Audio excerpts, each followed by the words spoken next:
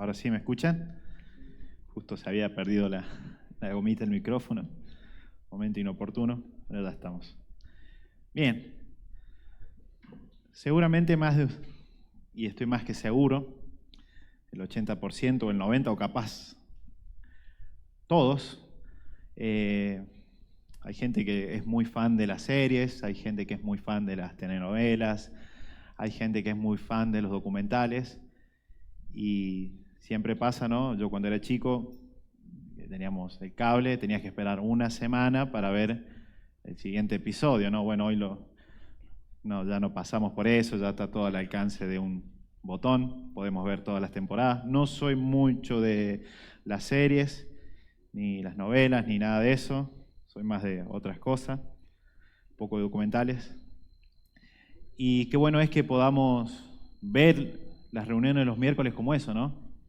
El próximo episodio, porque estamos estudiando el Evangelio de Juan. Y me pasó que me perdí uno de los primeros mensajes del capítulo 4 y como que escuché el siguiente y digo, ya no es lo mismo y tengo que escuchar el mensaje anterior para no perderme el hilo de la historia, ¿no? No sé si me entienden o no, que a veces cuando nos pasaba eso, era chico, nos perdíamos un capítulo y no podíamos ver el capítulo anterior y decía, no entiendo lo que pasó.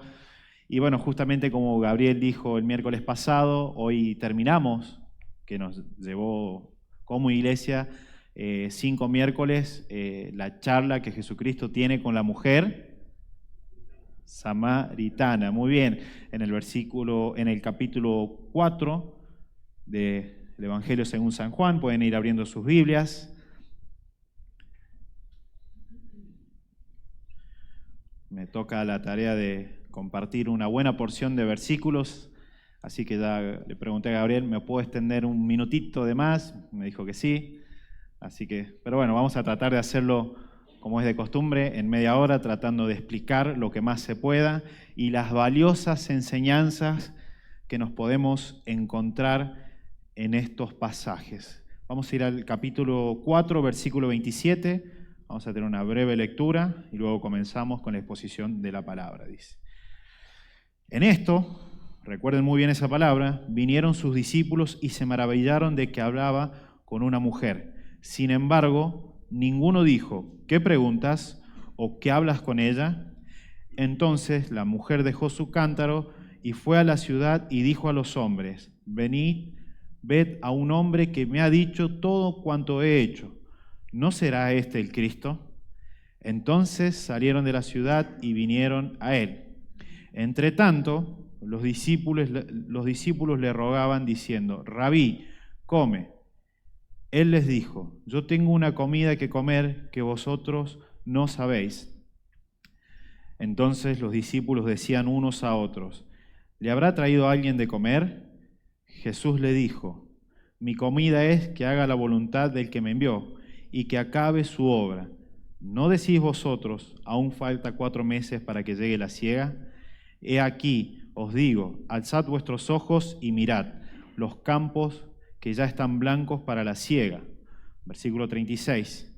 Y el que siega recibe salario y recoge fruto para vida eterna, para el que siembra goce juntamente con el que siega. Porque en esto es verdad el dicho, uno es el que siembra y el otro es el que siega. Yo os he enviado a segar lo que vosotros no labrasteis. Otros labraron y vosotros habéis entrado en sus labores. Y muchos de los samaritanos de aquella ciudad creyeron en él por la palabra de la mujer que daba testimonio diciendo, me dijo todo lo que he hecho. Entonces vinieron los samaritanos a él y le rogaron que se quedase con ellos y se quedó allí 2 días. Y creyeron mucho más por la palabra de él y decían a la mujer, ya no creemos solamente por tu dicho, porque nosotros mismos hemos oído y sabemos que verdaderamente este es el Salvador del mundo, el Cristo. Bien, nos encontramos al final de esta historia, al final de esta conversación que Helmut nos compartía el miércoles pasado, cuando Jesucristo hace una afirmación muy poderosa acerca de quién era Él. Yo soy, respondió, ¿no? Pero antes me gustaría pensar que el modelo que Jesucristo está utilizando, y el mensaje de hoy es justamente sobre la evangelización, me gustaría que pudiéramos considerar el modelo que Jesucristo está utilizando para explicar una promesa que Dios le hizo a la nación de Israel. Si yo en esta tarde te dijera, ¿qué puedes acordarte de Deuteronomio capítulo 6?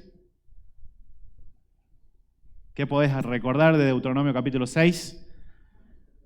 Mandamiento.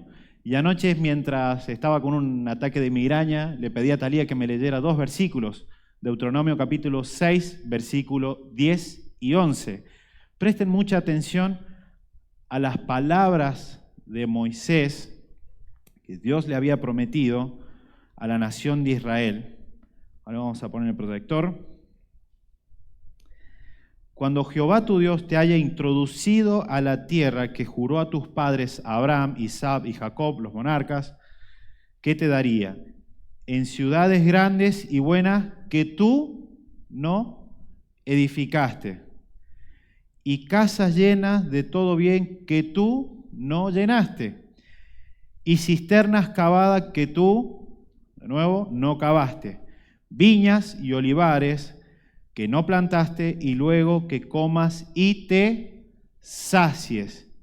Recordemos que la nación de Israel, cuando ingresa a esta ciudad prometida, el Señor le está diciendo, Dios le está por medio de Moisés, le está haciendo ver a la nación que ellos van a ser beneficiarios de algo que ellos no hicieron. Y en otras palabras, ellos van a ser beneficiarios del fruto del trabajo que ellos no hicieron. Y ese es el concepto que quiero que tengamos en esta tarde con lo que es la evangelización. Porque muchos vemos la evangelización como una tarea ardua, como una tarea difícil, como una tarea pesada. Pero yo quiero que recordemos 2 cosas. Primero, que la tarea más pesada ya la hizo Cristo, muriendo por los pecados. Cristo reconciliándonos con Dios, con el Dios creador de los cielos y la tierra, Dios el Padre, es el que llevó la tarea más pesada, es el que hizo la tarea más pesada. Él ya hizo el mayor trabajo, Él es el que labró la tierra. Nosotros, y la promesa es que somos lo que vamos a recoger ese fruto, y ya lo vamos a ir viendo mientras van avanzando. El trabajo difícil de morir en la cruz para perdón de pecados, el trabajo difícil de hacer nacer de nuevo una persona, también que lo hace Dios. O sea que, hermanos, cuando hablemos de evangelización, de evangelizar, recordemos que lo que Cristo nos está haciendo entender es que es un trabajo que Él ya ha hecho la tierra, en el cual Él ya ha labrado la tierra, en el cual Él, en su soberanía, sentado en su trono, ya ha decidido o endurecer el corazón o ablandar el corazón de la persona. Siempre tengamos en mente eso, y es lo que vamos a considerar en esta tarde. Es una gran bendición y un incentivo para nosotros el que podamos evangelizar sabiendo que el trabajo duro lo ha hecho Dios.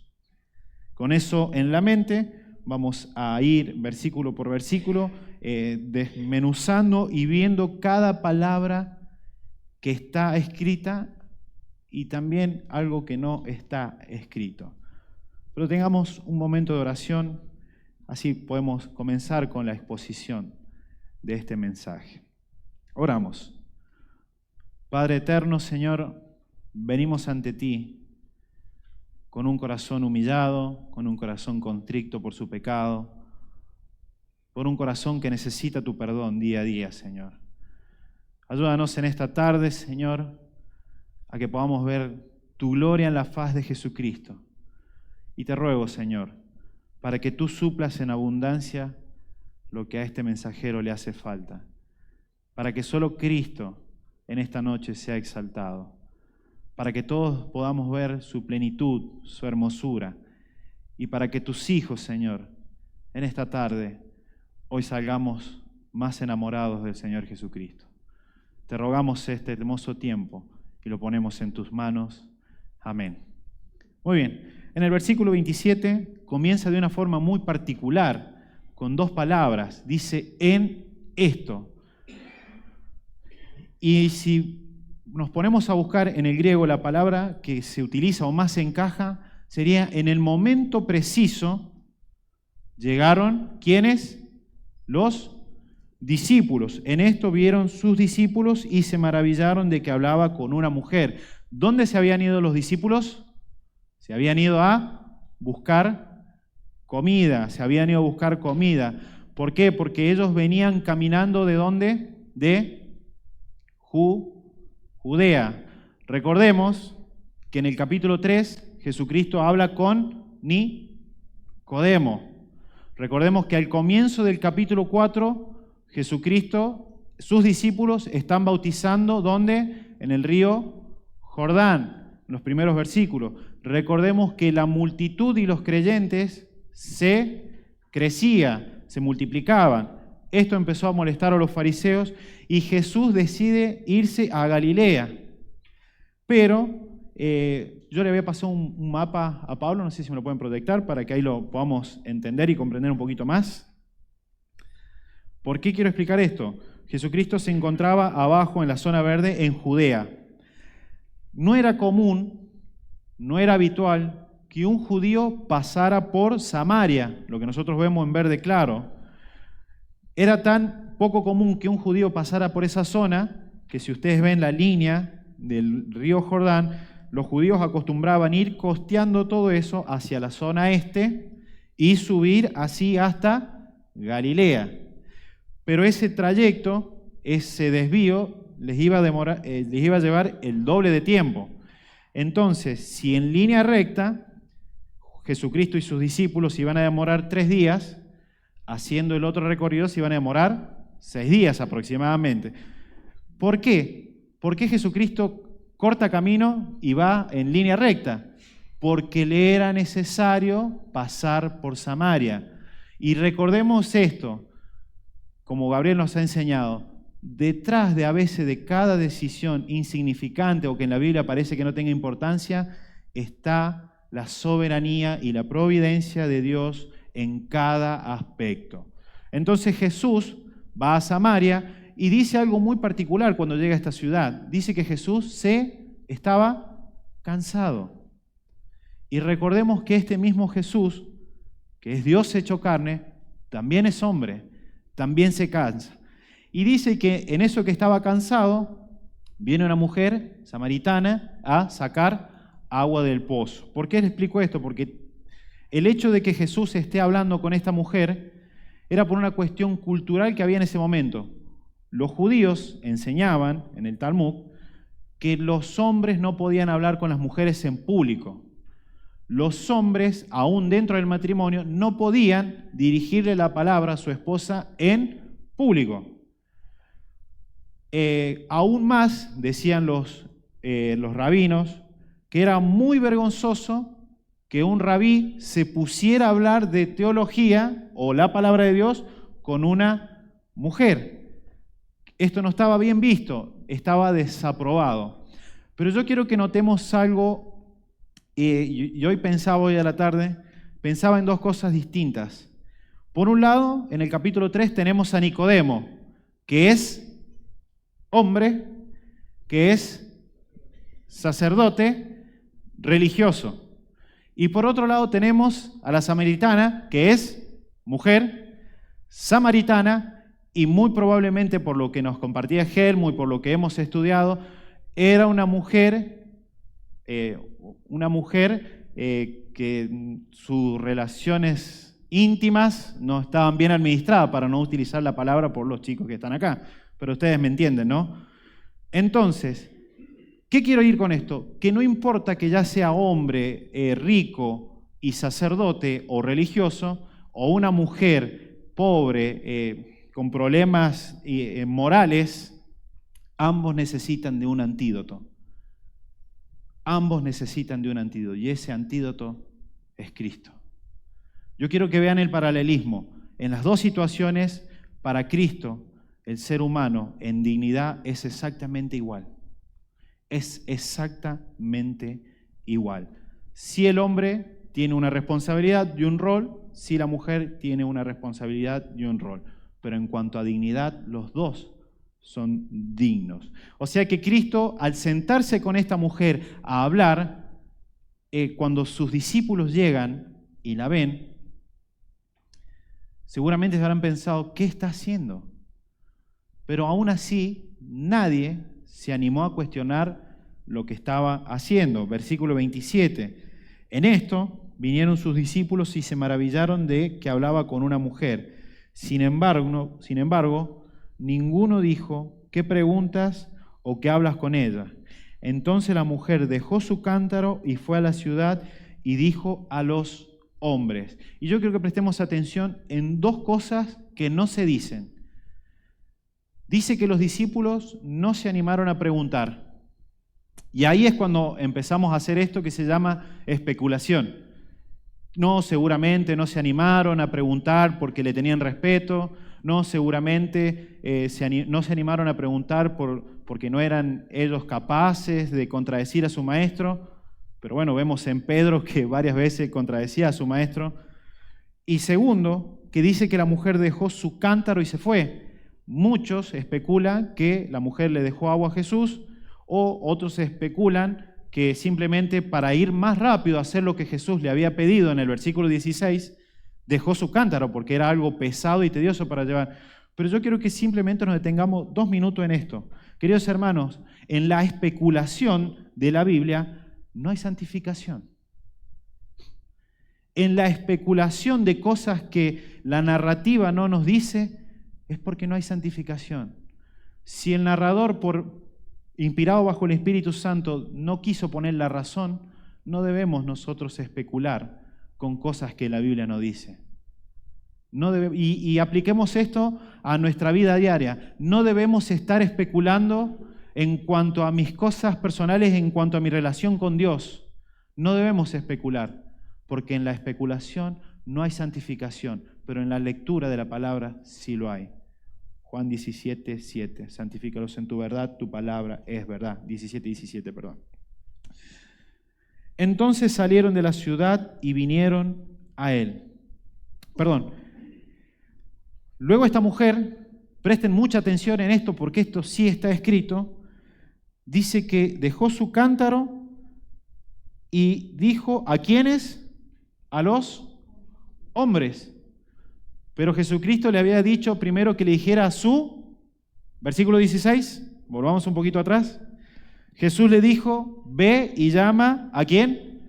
A tu marido. Y la mujer, ¿qué hizo? Fue y llamó a los hombres. Pareciera que había una contradicción, pero de nuevo, si está escrito, no es porque sea una especulación. Simplemente podemos llegar a decir que esta mujer fue a buscar a su marido y que su marido estaba con un grupo de hombres y ahí ella simplemente llamó a todos diciendo, aquí hay un hombre que conoce cuanto todo he hecho. Está exagerando porque Jesucristo le dijo una sola verdad, pero ella entendía que si Jesucristo vio su más preciado secreto que ella tenía, todos se iban a quedar asombrados. Evidentemente esta persona sabía todo en cuanto hice. Pero yo quiero que quede claro esto. Para una nación religiosa que guardaba los mandamientos, que aún así esperaba un Mesías, esta mujer no fue a una sinagoga a decir que conoció a Cristo, al Mesías.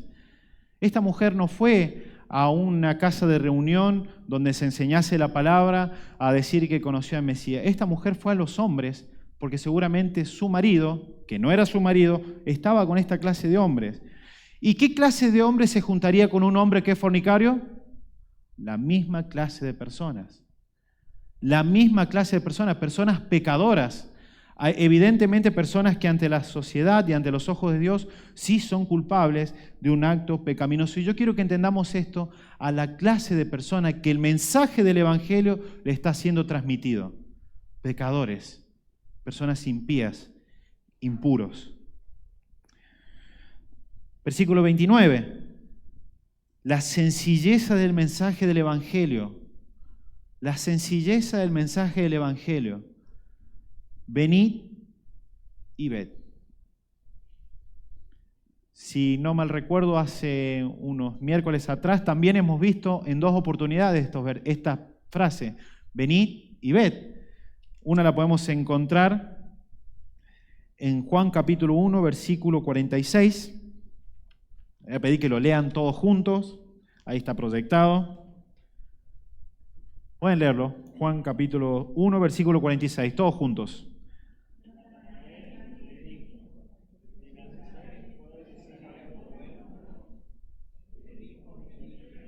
Ven y ve. Muy bien. Luego lo podemos encontrar en el 39. Podemos leer el 38 y el 39 para que leamos todos juntos nuevamente.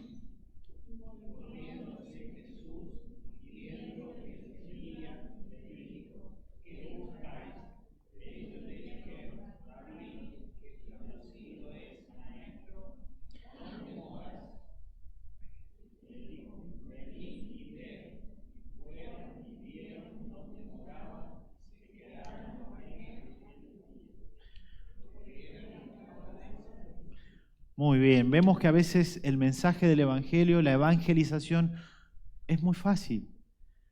Es venid y ved. ¿Pero qué tenemos que ver? Venid y ved a Cristo. Venid a ver a Cristo, el de las Escrituras. Venid a conocer a Jesucristo, quien murió por tus pecados. Venid a conocer lo que Cristo piensa con respecto a este tema. Queridos hermanos, a veces gastamos tanto tiempo y tantos recursos complicando más la evangelización, atareando más la evangelización, cuando el mensaje de salvación siempre fue sencillo: venid y ved. Qué bueno que nosotros podamos entender y comprender esto, que Jesucristo en una conversación cotidiana como cualquier persona puede tener, fue llevando a esta mujer comprendiendo que ella tenía un problema aún mayor que era el agua. Ella tenía un problema mayor que era su pecado. Pero solamente es Cristo el que puede hacer ver esto. Nosotros, como dije recién, no podemos hacer que la persona nazca de nuevo, no podemos hacer que la persona, su corazón cambie su corazón, eso lo puede hacer Dios. Pero el mensaje del Evangelio es este: venid y ved, venid a conocer a Cristo, quien murió por tus pecados. Debemos ser prudentes con las enseñanzas de Jesús. La invitación que hacemos a las personas es que vengan a Cristo. ¿Qué Cristo? El Cristo de la Escritura. No es necesario complicar el Evangelio. Nuestro único rol en el evangelismo es invitar a las personas a venir a las Escrituras para conocer a Jesús, el Salvador del mundo de las Escrituras. Y qué fácil que es la evangelización. Qué fácil que es la evangelización cuando entendemos esto. Y Jesucristo ahora aún lo sigue desarrollando más. Dice: entre tanto los discípulos le rogaban diciendo: Rabí, come. Y él les dijo: yo tengo una comida que comer que vosotros no sabéis. Entonces los discípulos decían unos a otros: ¿le habrá traído alguien de qué comer? Versículo 34. Jesús les dijo: mi comida es que haga la voluntad del que me envió y que acabe su obra. No decís. Versículo 34. Mi comida es que haga la voluntad del que me envió y que acabe su obra. Y qué bueno que es que podamos, a la luz de la enseñanza de Jesucristo, entender cuál también es nuestra tarea. Cuál verdaderamente es nuestra tarea. Y nosotros vemos que Jesucristo estaba hablando de algo espiritual, pero aún sus discípulos no podían entender. Y pasó exactamente lo mismo en el Evangelio de Marcos.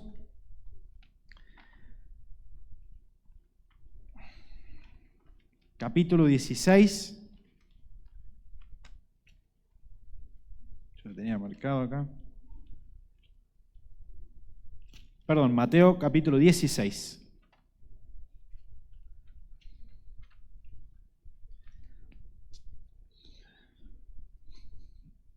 Capítulo 15, Jesucristo alimenta a una gran multitud de personas, luego los fariseos y los saduceos se acercan a hablar con él. En el versículo 5 Llegando sus discípulos, Mateo 16:5, llegando sus discípulos al otro lado, se habían olvidado de traer pan. Y Jesús le dijo, mirad, guardaos de la levadura de los fariseos y de los saduceos. ¿Y qué pensaban ellos? Y ellos pensaban dentro de sí diciendo, esto dice porque nos olvidamos el pan. La verdad que los discípulos pensaban más que con la panza que con el estómago. Pero pasó exactamente lo mismo con Nicodemo. Jesucristo les estaba diciendo que no podía, que si no nacía de nuevo, no podía ser hijo de Dios, no podía experimentar esto, el nuevo pacto. Y Nicodemo no entendía. Exactamente pasó lo mismo con la samaritana. Jesucristo le dijo que él tenía fuente de agua viva, que nunca más iba a tener sed. Y la mujer pensaba, ¿dónde está ese pozo del que me habla? O sea que ya no tengo que venir más a buscar agua. Queridos hermanos, las personas no estaban preparadas para las enseñanzas espirituales que Jesucristo hablaba. Y lo podemos ver también en sus discípulos. Por eso que Jesús dice en el versículo 35, ahora sí lo vamos a leer, mi comida es que se haga la voluntad del que me envió y que acabe su obra. Jesucristo también citó palabras muy similares en Mateo capítulo 4, cuando Satanás acecha a Jesús para tentarlo. Y Jesucristo le responde que no solamente de pan vivirá el hombre, sino de la palabra que sale de su boca. Y lo que quiero decir con esto es que Jesucristo, sí, por ser hombre tenía hambre, como cualquiera uno de nosotros. Jesucristo, por ser hombre, se cansaba, como vieron seguramente unos miércoles atrás. Jesucristo tenía necesidades como cualquiera de nosotros, pero la mente y el corazón del Señor Jesucristo estaba enfocado en hacer una sola cosa, y esa cosa era hacer la voluntad de su Padre, lo que su Padre le había enviado a hacer. Y con eso era el alimento suficiente para que el Señor Jesucristo aún se mantuviera en pie. Queridos hermanos, el que vos hagas la voluntad de Dios en tu vida es el sustento que necesitas para que puedas llevar a cabo la obra. ¿Qué quiero decir? Que si un verdadero hijo de Dios está haciendo la voluntad de Dios, va en sintonía de acuerdo a la voluntad de Dios, es un creyente fuerte, firme, que tiene los nutrientes que necesita para llevar a cabo la obra que el Señor le da. ¿No te pasa que escuchás por ahí a otros creyentes decir que no encuentran satisfacción, que no encuentran gozo en su vida, que sus vidas son muy tristes? ¿No estará faltando llevar a cabo la voluntad de Dios sobre sus vidas? Cuidado en que nosotros podamos caer en lo mismo. Cuidado de buscar hacer nuestra voluntad y no la voluntad de Dios. Cuidado, porque el hacer la voluntad de Dios es alimento para cada uno de sus hijos. Versículo 35, el trabajo, la tarea. Primero vimos la invitación, venid y ved. Luego vemos la tarea. ¿No decís vosotros, aún faltan 4 meses para que llegue la siega? He aquí, os digo, alzad vuestros ojos y mirad los campos, porque ya están blancos para la siega. Y cuando leía esto, por más que busqué en distintas versiones, no lo pude comprender hasta que busqué una imagen de cuando un campo de trigo ya está listo para la siega, ese brote que comienza verde y después comienza un color madera. Cuando está listo para ser cosechado, el trigo larga una flor blanca. Carlito debe saber que si uno lo ve desde acá arriba y ve todo el campo de trigo, ve un campo blanco. Y eso es un indicio de que ya es hora de cosechar. Muy bien, pero el trigo tiene algo muy particular, que si no se cosecha en un breve tiempo, que ya está, que ya los que saben del tema lo tienen que hacer, se pierde, las aves se comen el fruto o el viento se lo lleva. Entonces el trigo es un cultivo que se debe cosechar en el momento justo. Ahora, pensando en esto, ¿no? Que los campos ya están listos, que nos toca la tarea de cosechar, aplicándolo de una forma práctica para nuestras vidas, con lo que venimos diciendo, la evangelización. Hay que preguntarse cuándo es el momento justo para cosechar. Y a veces pensaba cuando cada uno de nosotros ha recibido al Señor en su experiencia personal. Seguramente alguien en algún momento te compartió el Evangelio, seguramente otra persona oró por vos, seguramente tus padres oraron por vos, tus abuelos oraron por vos, seguramente un grupo de oración de entre hermanas y hermanos que vía online, por WhatsApp, pidieron motivos de oración, hasta que llegó el momento justo en que entregaste tu vida a Cristo Jesús. O podemos decir, cuando viene un invitado a este lugar, y a lo mejor hay una persona que ha venido con nosotros y ha charlado y hemos orado por él, y seguramente los ancianos o cada uno de nosotros hemos hablado, pero viene un pastor invitado, comparte una palabra y esa persona reconoce que es pecador y se convierte.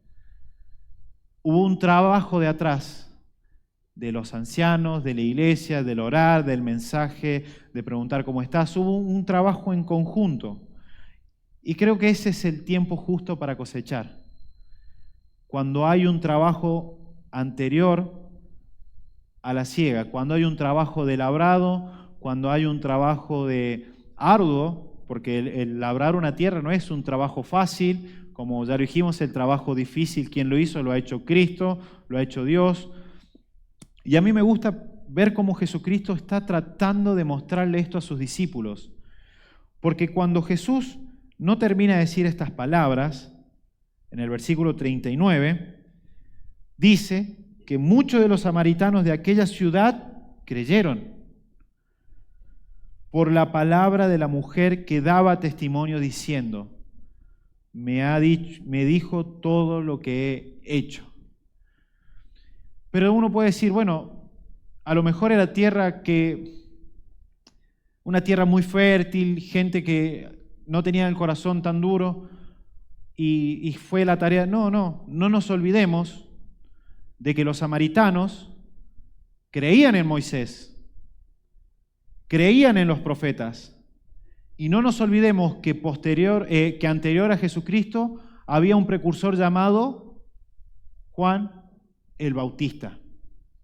Entonces Jesucristo le estaba diciendo a los discípulos que ellos iban a ser los encargados de recoger el fruto del trabajo de los profetas, de Juan el Bautista, de todos los que antecedieron. Ellos fueron los que prepararon la tierra y ellos iban a ser los que iban a cosechar ese fruto. Por eso es que Jesucristo dice en el versículo 36, el que siega recibe salario y recoge fruto para vida eterna, para el que siembra goce juntamente con el que siega. Porque esto es verdad, el dicho, uno es el que siembra y el otro es el que siega. Y ahí es cuando esta ilustración de Deuteronomio capítulo 6 encaja a la perfección. La nación de Israel vino a habitar un lugar que ya estaba labrado, que ya estaba listo, faltando pocos meses para la época de la cosecha. La nación de Israel se benefició a sí mismo del trabajo de otros. Queridos hermanos, cuánto gozo tiene que haber en nuestro corazón cuando nosotros también nos beneficiamos del trabajo de otros. Cuando compartimos y anunciamos el Evangelio del Señor Jesucristo y somos testigos oculares del fruto de arrepentimiento de las personas, del fruto de la conversión de las personas. Cuánto gozo debe haber en nuestro corazón. Como dije en un principio, la invitación es fácil. Venid y ved. Venid a mirar a este Cristo que tiene poder para salvarte, pero también tiene poder para cambiar tu vida.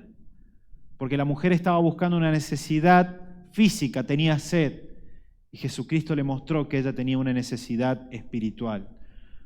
¿Cuántos de nosotros, queridos hermanos, hemos estado en esa situación, creyendo tener una necesidad física? ¿Cuántos de nosotros hemos venido a este lugar, hemos acudido a Cristo por una necesidad física o económica o emocional? Y Cristo verdaderamente, en la verdad de su palabra, nos mostró que teníamos una necesidad espiritual. Versículo 39. Y muchos de los samaritanos de aquella ciudad creyeron en él por la palabra de la mujer.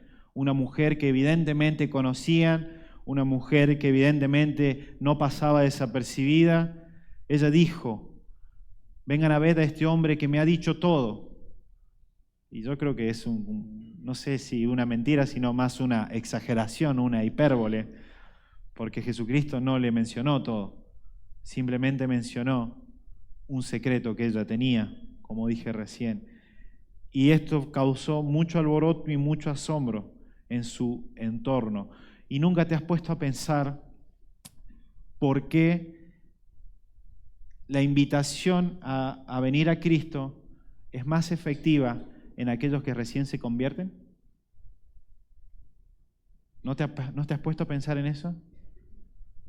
Cuando recién me convertí, invité a mucha gente y gente venía a la iglesia, buscaba, congregaba, pero con el pasar de los tiempos ya no es. Porque cuando Cristo hace la obra en el corazón de las personas, hace el cambio en el corazón de las personas, eso es algo que se ve y es evidente. El fruto es evidente para los demás.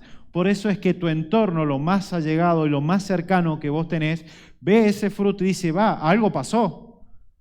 Algo pasó de la noche a la mañana, que Diego era Diego y hoy ya no es tan Diego.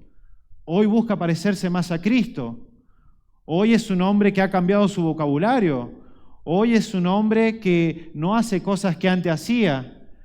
Hoy es un hombre apacible cuando ayer era agresivo. Hoy es un hombre que piensa malas cosas cuando ayer era impulsivo. Entonces, cuando tu entorno, lo más cercano a lo que vos tenés, a lo que te ven todos los días, tu familia, tu trabajo, la escuela, ven ese cambio, están viendo el fruto del labor, del trabajo de otros que precedieron y de la obra del Señor Jesucristo, es que el llamado es más efectivo. Es que el llamado es más efectivo. Pero quiero decir esto es una excusa para no evangelizar. No, no es una excusa. Simplemente debe ser el por qué a veces el llamado de un recién convertido es más efectivo que de uno que lleva más tiempo en la fe. Sin ánimo de cuestionar, sin ánimo de juzgar, es simplemente una observación que podemos notar en la Escritura. Esta mujer dijo: conocí a alguien y creo que es el Cristo, creo que es el Mesías. Y la gente creyó en las palabras de esta mujer. ¿Por qué podemos decir eso? Porque en el versículo 41 dice: y creyeron muchos más por la palabra de él, y decían a la mujer: ya no creemos solamente por tu dicho, porque nosotros mismos hemos oído y sabemos que verdaderamente este es el Salvador del mundo, el Cristo. Queridos hermanos, ojalá que podamos ser personas con un corazón dispuesto a servir en esta tarea. ¿Te parece ardua? ¿Te parece un trabajo pesado? Los que van a labrar la tierra, por cuestiones de calor, se levantan muy temprano. El trabajo pesado de labrar la tierra, de sembrar, lo hizo otro, lo hace otro. A nosotros solamente nos toca llegar el momento de cosechar el fruto. Y hace poco en un mensaje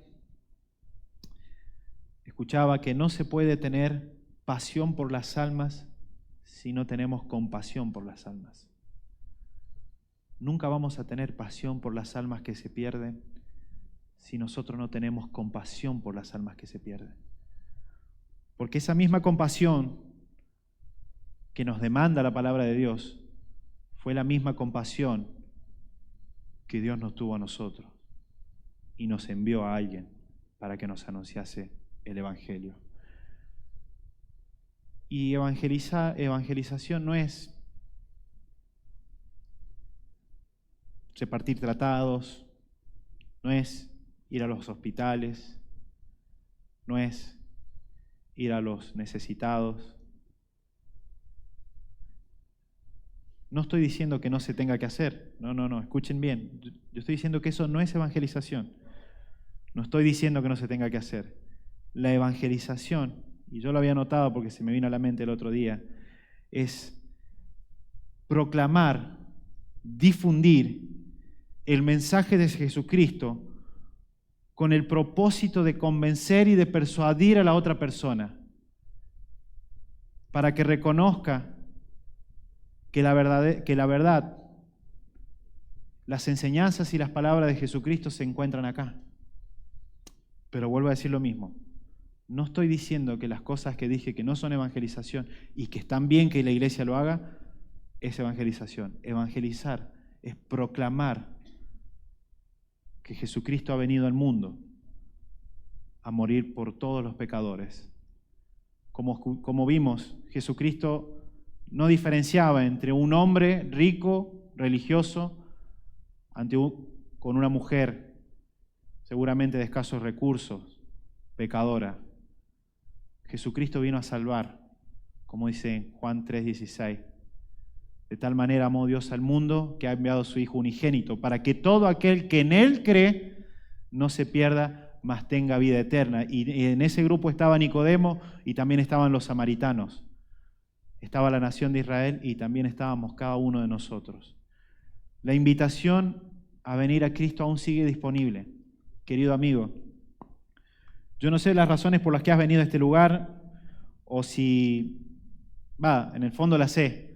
Seguramente alguien ha estado orando por vos para que vengas a este lugar. Seguramente alguien te ha invitado, seguramente alguien te ha hablado en algún punto para que hoy estés en este lugar. Yo quiero decirte dos cosas. Primero, antes que nada, que si no has arreglado las cuentas con Dios, esto es una invitación para que vengas a Cristo, al Cristo de la Biblia, al que te dice la verdad y arregles las cuentas con Él antes de cruzar este lugar. Y estoy más seguro, más que seguro, porque Cristo lo hizo en mi vida y lo ha hecho en la vida de cada uno de los que está acá presente, que Él va a cambiar tu eternidad.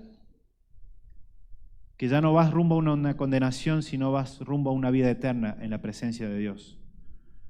Y que Cristo, solamente Cristo, tiene el poder suficiente para salvarte.